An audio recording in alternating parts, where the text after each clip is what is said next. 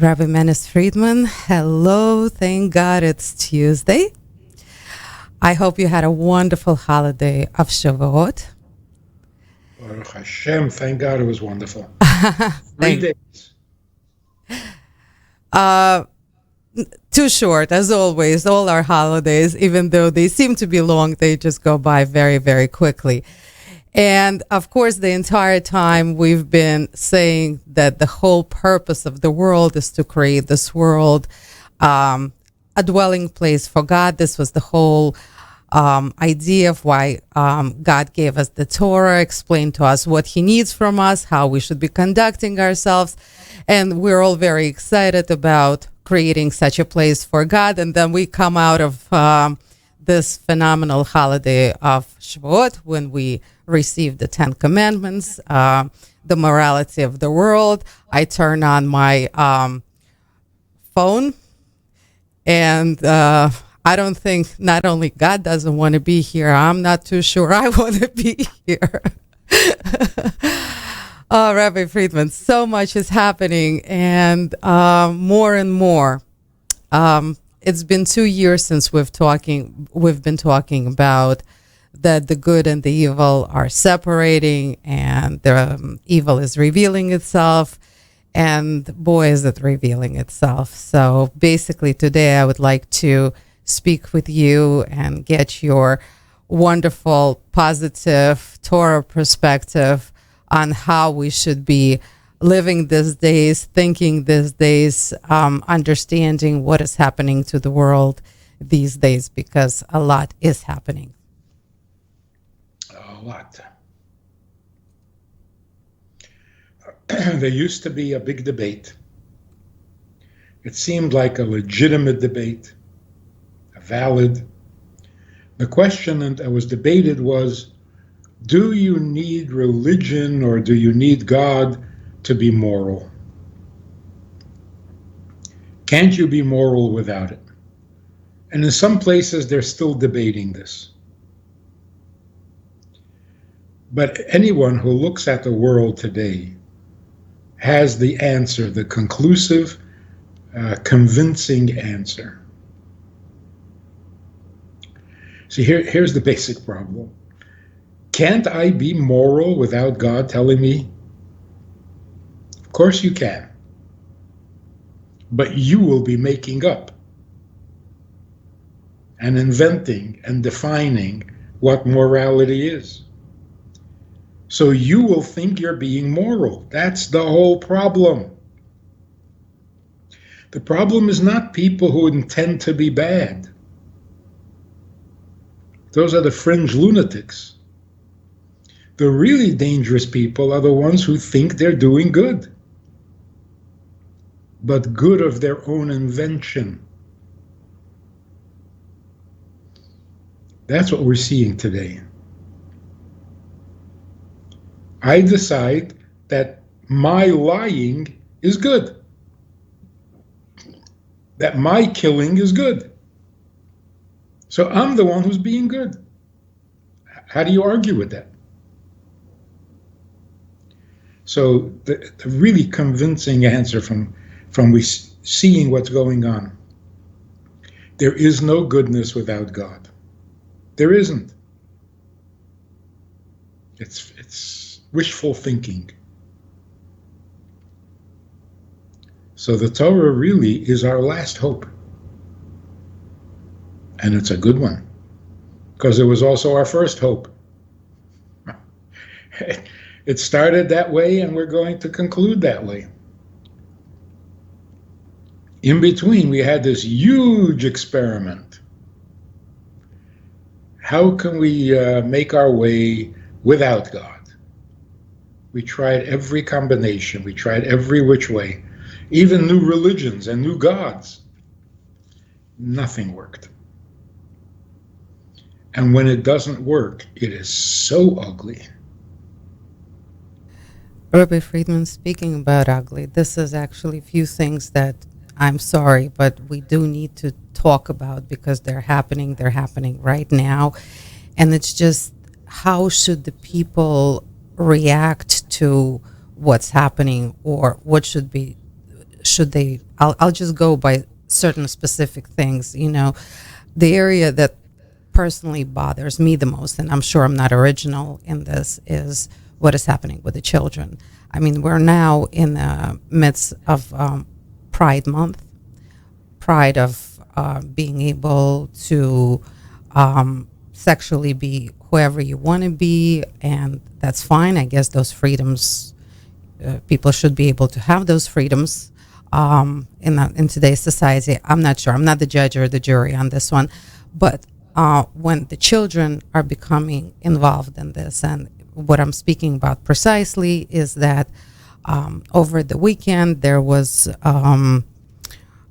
Drag Your Kids to Pride event where parents took their children to see a drag show. A drag show is, for those who don't know, is when men wear women's clothing, and they usually provocative women's clothing, and and they act very, I'm sorry, the word is sexy, and the kids are participating in this and stuffing dollars into those performers, giving them dollars. Also, in New York, there is such a thing as a drag story time, where drag queens read stories to kindergartners, and we're doing this for our tax dollars. It's sponsored by the government of New York City. So, things like that are happening, and it's, again, I know we spoke about it, but I can't not be bothered by it, and I'm sure, again, I'm not the only one. Why are we sexing kids? How are we supposed to be teaching them morals when the whole society is teaching them that they should start thinking about sexual stuff from pretty much the time they're born, and identify themselves certain ways and be very proud of it? What is this Pride Month, and why are the children all of a sudden so involved in it? And what should we do? I'm sorry. I think I was able to express myself more or less.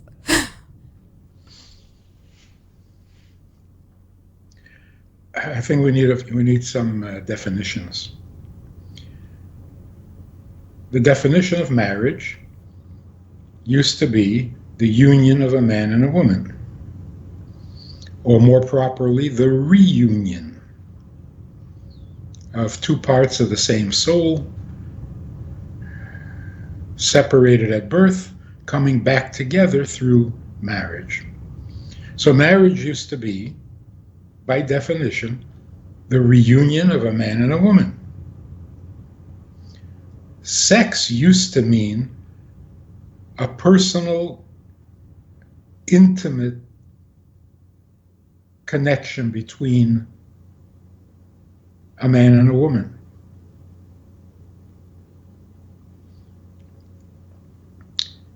Okay, so it doesn't have to be a man and a woman, but it's still an intimate connection between two people. What they're showing children is not even sex.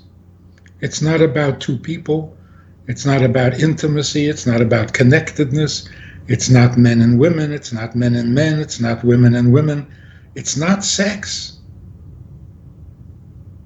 It's just vulgarity. There's no relationship. That's how a society becomes extinct. So to even call it sex is an insult to sex. It's not even that. So what could possibly be the motivation?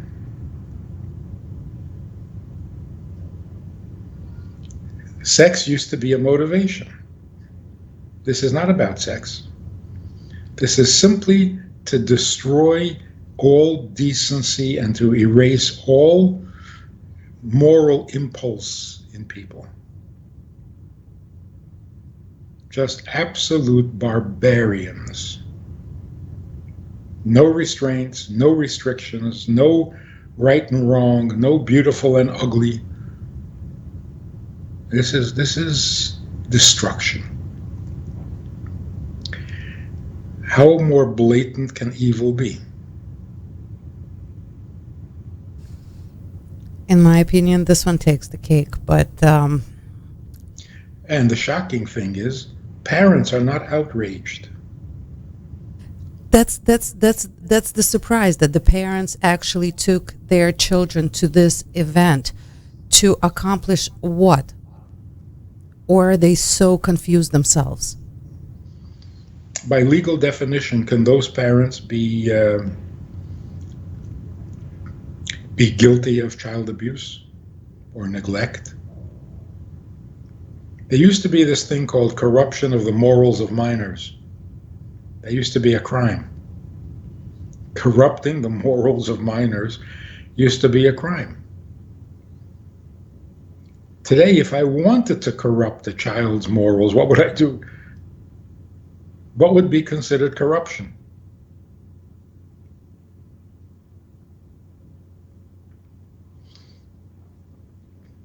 You know, we always say we've reached the bottom. This is it. Can't get any worse, but I'm not saying that anymore. Yeah.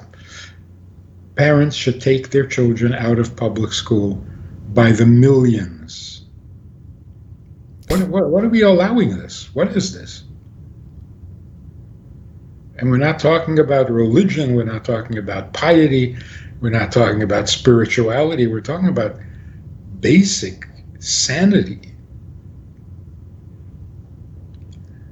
Parents gotta react. There's nobody else going to protect your kids.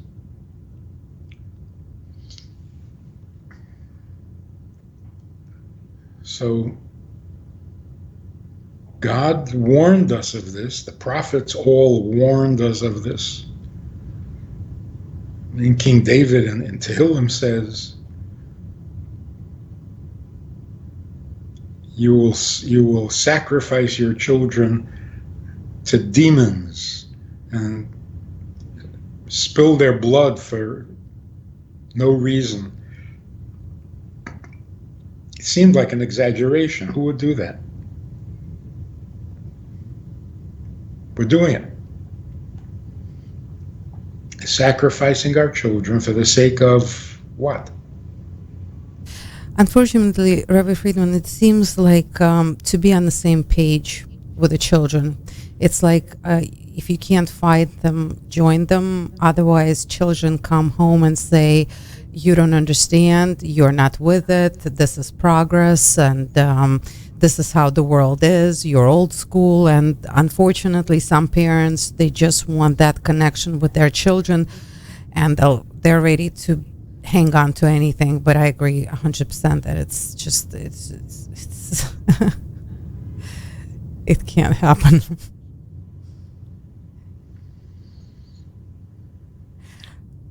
You know, it's such a contradiction, because I don't know if we've ever had more attentive parents in history.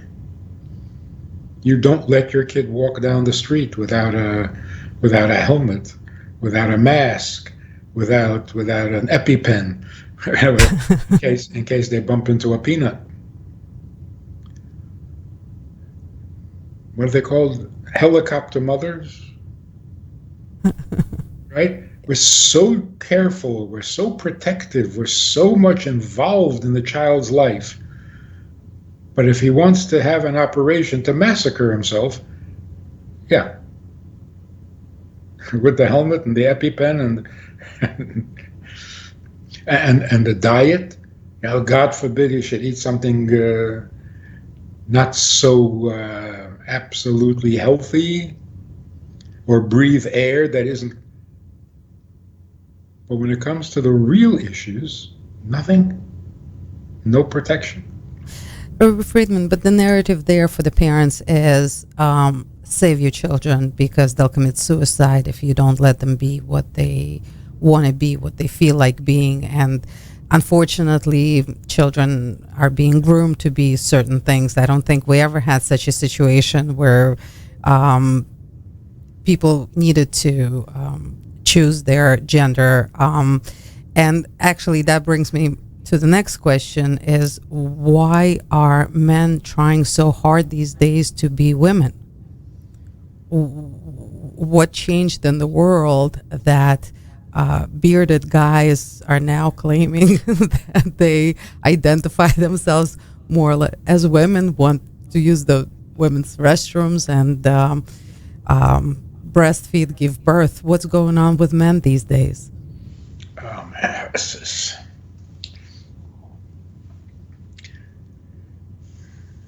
is another hypocrisy, contradiction. The public school teachers were never allowed to voice their values or their beliefs or their religion. What happened to that? They're still not allowed to say anything religious, but they can tell their children, their students, their values and their beliefs and their morals, and preach to the kids. They've become preachers. What happened? But they're still not allowed to mention God. It's very, very interesting. More women, girls, are desperate than boys, than men. Funny thing. When men get verblunget and totally confused, they'll opt to become women. When women are frustrated with their own gender, they just become suicidal. Mostly. Of course, there are those who want to become men, but most women who are disenchanted with being women don't want to become men. They got no place to go. So it's a real compliment to women. When men don't want to be men, they'll become women. If a woman doesn't want to be a woman, becoming a man is not such a pleasant option. And so they're left with no option. So anyway, this is pure insanity. That's all it is. Even discussing it, even talking about, trying to make it sound like it's scientific, it's natural, it's in a very cold-blooded manner. Go ahead. Go right ahead. It won't last very long. You'll be gone very soon. So what are we worried about? The crazies are killing themselves. Okay? 10 years from now, the only people still functional will be people who follow the Torah. So that's it. The world is ours. Rabbi Friedman, it would be great if it would be only the crazies, but it's also the confused. And the confusion is unfortunately sky high. And in circles of people that I know that come from good moral families in today's society, their daughters had some sort of psychological problems, went to a psychiatrist, explained that they have hard time finding a mate, and the psychiatrist said, well, why don't you try a woman? And, boom, there's a wedding between one woman and another woman because the psychiatrist, these are people that we're supposed to trust. These people are supposed to give us good advice. That's why we go to them. And unfortunately, this lovely couple who had good values and morals had to go and see their daughter marry off another lady. So, and there's nothing they can do about it. They still want a relationship with their daughter. And they should. But again, how long can that go on?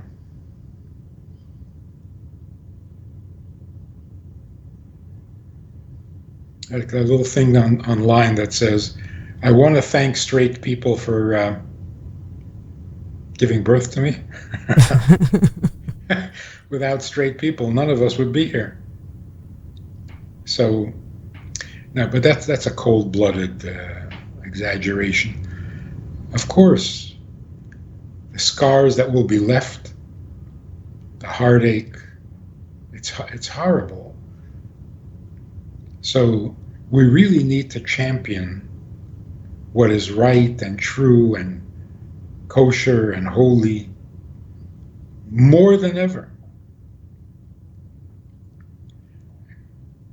Go on the offensive, not on the defensive. The offensive means celebrate what we have, celebrate what is true and what is good, but celebrate it loudly to counteract the effects of the corruption. Rabbi Friedman, you asked the best question. How long can it take for this crazy to kill itself? Unfortunately, nobody wishes death upon anybody, but realistically, we want the crazy to go, not those who are affected by it. Yeah. So that's why we have to be a clear, loud voice of sanity and role models.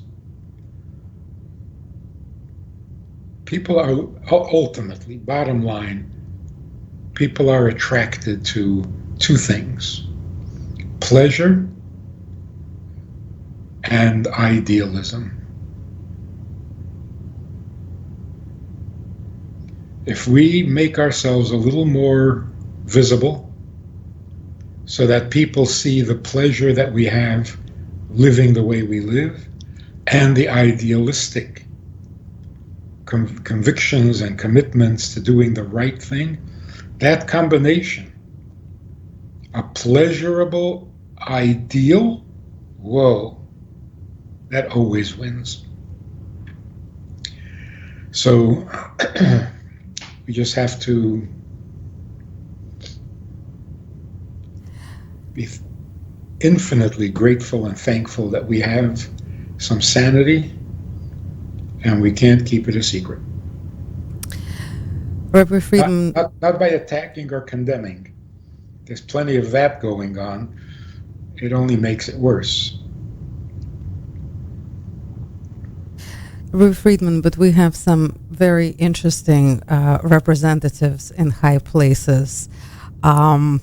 By meaning us, I mean Jewish people, and unfortunately, but the representatives with a voice in high places that are saying interesting stuff, it's a matter of interpretation, such as Yuval Harari, who is supposed to be this great historian from Israel, and he is the leading voice of the World Economic Forum, and people are quoting him left and right, and his big thing is that people are hackable. Are we hackable? What kind of statement is that artificial intelligence knows better who we are and what we are than ourselves, and in order to be happy and live a good life, this is the strategy, and that unfortunately that's being voiced very loudly by people in power. I don't even have no idea what that even means. But it's so old. It's so old. What was the original idolatry? You create something and then you worship it. Who created artificial intelligence? We did. Why are you worshiping the manufacture of your own hands? You create it and then worship it? That's such an old idea. I thought we outgrew that already. Guess we still have some growing to do. I don't even know what that means. Too deep. So again, it's not a question even of religion or faith. It's a question of sanity. So we started off asking, can you be moral without God's commandments? That's not even on the agenda anymore. Now the question is, can you be sane? Can you be sane without God's commandments? Seems pretty clear that you can't. And the only sanity that we have is because our grandfathers knew what God wanted. I don't know if they were committed to it, but they knew. So that sanity kind of passed on to the children and to the grandchildren, but it's fading quickly, because if we don't have our own sanity, the inherited sanity is not going to carry us. So whatever morality there is, like this guy says, I don't need God to tell me what's right and wrong. He's an arrogant college student. He says, I know right from wrong. I don't need God to tell me. I said, really? Tell me, what do you think is wrong? He says, murder. I said, did you come up with that yourself? When did that come to you? When did you realize that? When did you have that epiphany? Don't be ridiculous. You heard that all your life.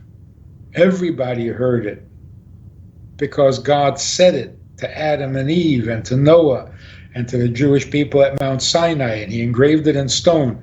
Don't tell me it's your idea. So whatever morality we do have, we simply plagiarized it. Now you claim it's your morality? No. Rabbi Friedman, speaking about killing, this is one of the biggest topics out there right now. Obviously, it has to do with shooting in Uvalde.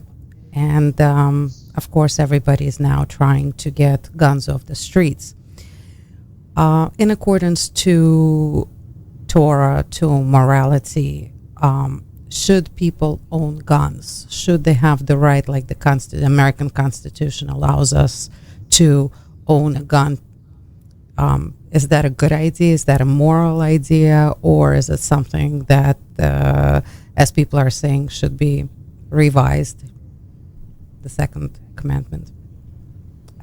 You know, Jewishly speaking, guns are so foreign to Jewish life that we're kind of biased in this. I don't know anybody who has a gun in Brooklyn, of all places. Who? Like, every television show, every movie, it's a perfectly normal family and everything, and then all of a sudden they reach into their drawer and take out their gun. So, what's a gun doing there? Guns are just part of the furniture. Everybody has a gun. What is that? Do you have a right to own a gun? Absolutely. Absolutely. Are you worried that you're going to need to protect yourself against a government? You'll never have enough guns for that. But gun control is not the answer. It's not the answer. We don't need to control guns. We need to control murder. God didn't say thou shalt have no guns. God said thou shalt not murder with the gun you have. So don't blame it on the gun. So what's missing is not gun control. What's missing is self-control. And this last shooting is particularly disturbing because of the fact that he killed his grandmother. The one person in his world, in his life, who loved him and took care of him and was there for him was his grandmother. And he shot her. And he himself very cold-bloodedly says, I had nothing against my grandmother, but I needed the numbers. I needed to kill more and more people, so I needed the numbers, so I killed her. Now that is deeply disturbing. First of all, the fact that there's no conscience. And secondly, that he actually was looking to be proud of how many people he killed. He holds the record now. Something to be proud of. I don't know if people notice, but they should. What he was doing was playing a video game. That's what he was doing. He was acting out a video game. What is the objective in the video game? Shoot as many people as you can.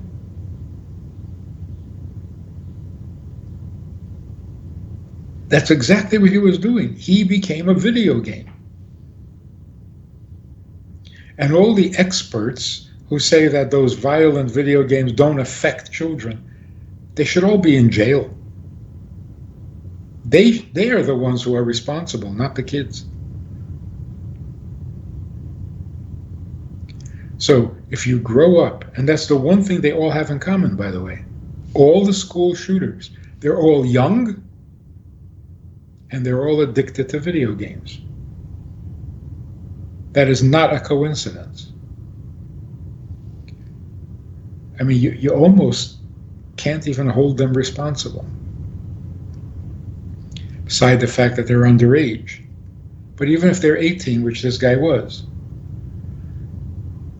is he responsible? I don't think so. I think he's a victim. Rabbi Friedman, but it looks like we're going towards that as well because of the metaverse. Now the metaverse creates people and they become avatars of their own computer games. So they actually are becoming those characters in computer games. And how easy is it to lose perspective of reality, whether you're inside a video game or you're no longer inside a video game? I mean, if people are getting confused before they actually had their own character in the video game, what are we looking forward to over here?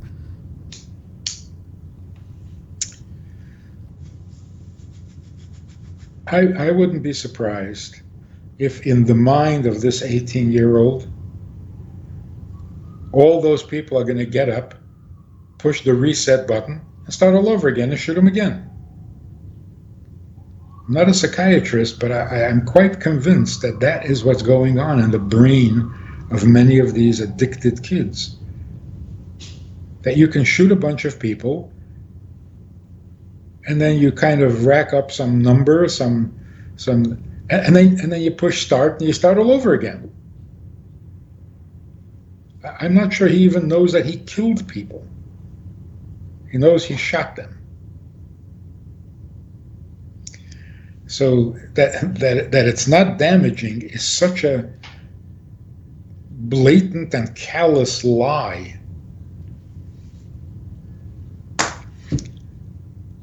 We need the wisdom of Torah because there is no other. Rabbi Friedman, why is it taking people so long to see the reality, to understand where we're at right now? I mean, people are waking up. There is no doubt about it. I'm not sure they're still hopeful that, we're going to become Republican, that, there's going to be different government, different set of rules. Somebody's going to come.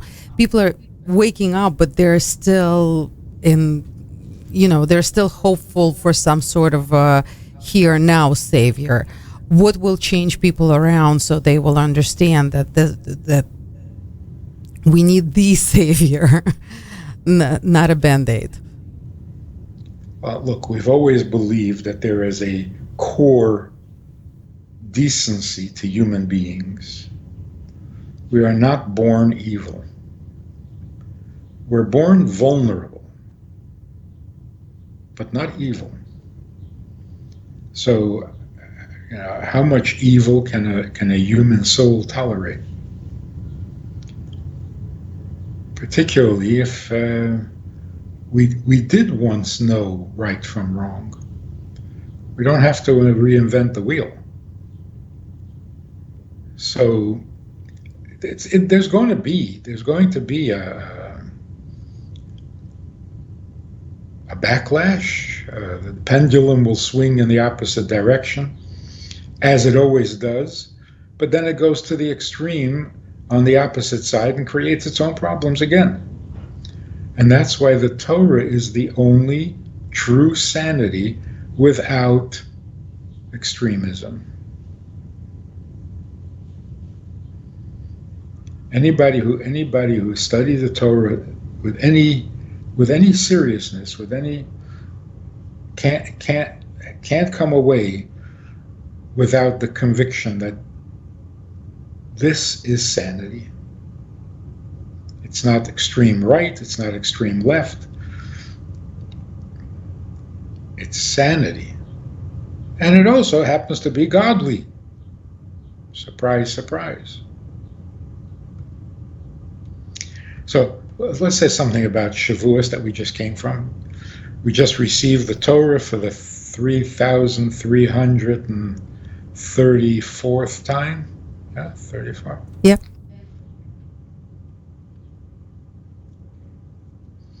So we say in the Haggadah on Pesach,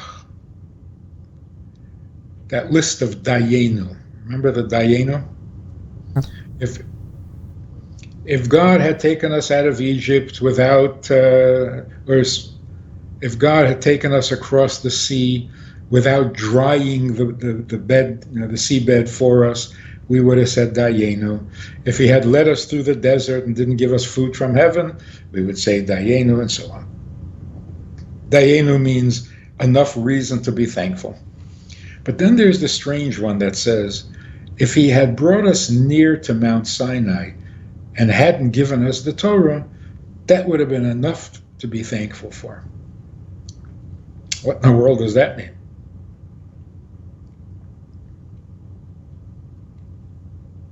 Take us out into the desert, gather us around a mountain that was not very impressive. That's good enough? It's good for what? So there are many commentaries, like, for example, gathering us at Mount Sinai means giving us the 10 Commandments, but not the rest of the Torah. But that's not what it says. It doesn't say anything about the 10 Commandments. It says if he had brought us closer to Mount Sinai, for that we would be thankful. Why? Because we got to see the thunder and the lightning? What is that? So if you read it just slightly, with a different punctuation, if he had brought us near in front of Har Sinai, not if he had brought us near to Har Sinai, if he had embraced us at Mount Sinai and not given us the Torah, we would have plenty to be grateful for. So the Hebrew word kervanu, draw us near. So conventionally we say he brought us near to Mount Sinai, but that doesn't really say that. It says he brought us near in front of Mount Sinai. But near to what? To himself. In other words, if he had simply said, I took you out of Egypt because I'm really interested in you, and then didn't tell us how to pursue that relationship, but just that closeness, that intimacy alone, we would have to say thank you. Then we're told that the event at Mount Sinai cannot be repeated.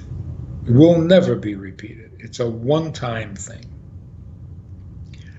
And that also needs a little insight because, would it be terrible to have that experience again? In fact, if I was God, I would make sure that it happens every year. You got to keep people inspired,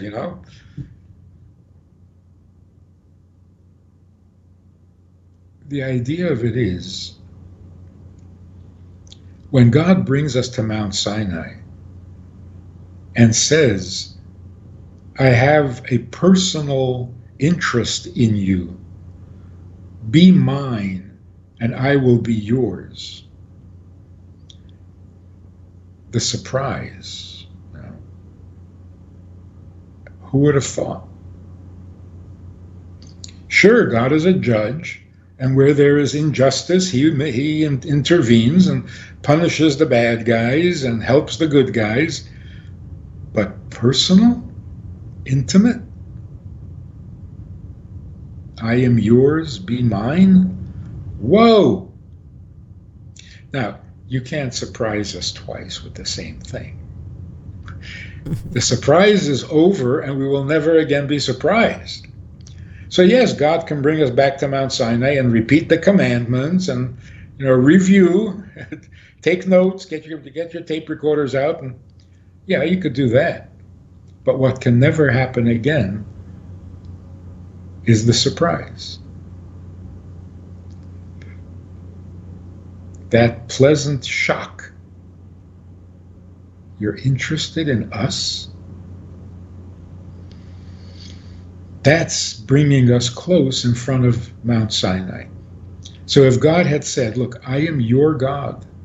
I am the God of Israel. That's how I identify myself to the whole world. And when Mashiach comes, what's going to be so great? All the nations will praise God as the God of Israel. Pretty personal. Of course, we had no choice but to reciprocate. So we said, sure, whatever you want. What else can you say when God says, I'm yours? So we say, well, then we are yours. Now, how do we go about this? I'm not even interested. The surprise, the real shock was, we are intimately entwined with each other. Sure, I'll find out how to do it, but tomorrow, right now, I'm too excited, right? So a man proposes marriage to a woman, and she's like, "Whoa, where are we going to live? Can we save that for tomorrow? Like, do we have to get down to the?" Of course, we're going to work it out, and we're going to find a perfect place to live and a perfect way to go about. But you get over the surprise that quickly? Like, savor it for a little bit. Ваши голоса звучат ясно. Not yet, not yet. And maybe that's why there is no particular mitzvah on Shavuos. We don't blow the shofar, we don't eat matzah, we don't build a sukkah. What do we do on Shavuos? We're just enjoying the shock, the pleasant surprise. And now, the day after, now we got to get down to the details. So if we really want to help save the world, and that is not an exaggeration or a poetic sentiment, if you want to save the world, at least the world that you can influence, a little more Shabbos, a little more kosher, a mezuzah on your door, a charity box in your kitchen. That is so powerful because it is so true, it is so wise, it is so sane. Rabbi Friedman, amazing, amazing. Thank you so much. Thank you for turning the darkness into light every week with inspiration, insights, sanity. And I'm very, very excited to announce to our listeners that we will be seeing you in person on Staten Island at Jewish Russian Learning Center, which is next Tuesday at 7 p.m. No, I know, thank God it's Tuesday. It just keeps on giving. So on June 14th, on Tuesday, anybody who, and I don't know who might not want to, but anybody who looks forward to seeing Rabbi Friedman, please get in touch with Jewish Russian Learning Center on Staten Island, 44 Oswald Avenue, and the phone number is 718-569-5593. This is super exciting. The whole Staten Island is looking forward to. People from Brooklyn and New Jersey and anywhere are also welcome. Rabbi Friedman, we cannot wait to greet you on Staten Island in 1 week from today. Thank you so much. And of course, we always look forward to Thank God It's Tuesday here on Radio RUSA. Thank you so much. Thank you, Anna.